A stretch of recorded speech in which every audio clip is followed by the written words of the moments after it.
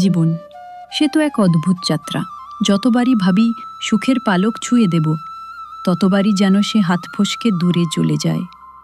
প্রতিবার যখন মনে হয় এবার বুঝি সব ঠিক হয়ে গেল, তখনই কোনো নতুন যন্ত্রণা এসে সামনে দাঁড়ায়। কখনো প্রিয়জনদের থেকে দূরে থাকার কষ্ট, কখনো সম্পর্কের জটিলতা, কখনো অপূর্ণ স্বপ্নের ভার, আবার কখনো বা অন্যের প্রত্যাশার চাপ। এই সবই তো জীবনের অবিচ্ছেদ্য অংশ। বাইরের পৃথিবী হয়তো কেবল আমাদের হাসি মুখটাই দেখে, কিন্তু এই হাসির আড়ালে আমরা কতবার ভেঙে পড়েছি তা কেই বা জানে।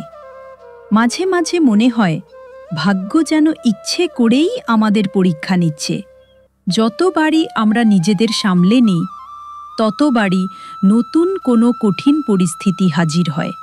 তবে হয়তো এই পরীক্ষাই আমাদের আরও শক্তিশালী করে তোলে, কারণ যন্ত্রণা কেবল মানুষকে কাঁদায় না, বরং তাকে পড়ে গিয়ে আবার উঠে দাঁড়াতে শেখায়।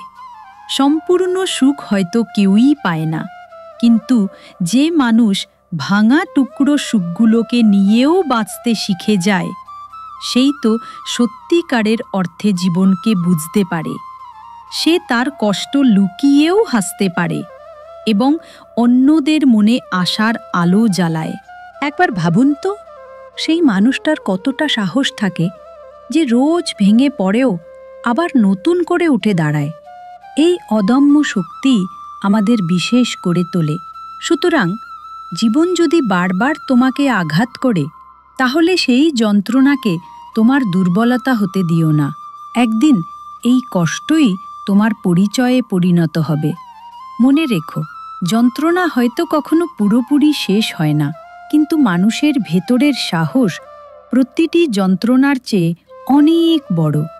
আর এই সাহসই আমাদের বারবার পড়ে গিয়েও উঠে দাঁড়ানোর প্রেরণা যোগায়। যদি এই কথাগুলো আপনার মনকে ছুঁয়ে যায়, তাহলে পোস্টটি লাইক ও শেয়ার করতে ভুলবেন না। আপনার ভাবনা জানাতে কমেন্ট করুন।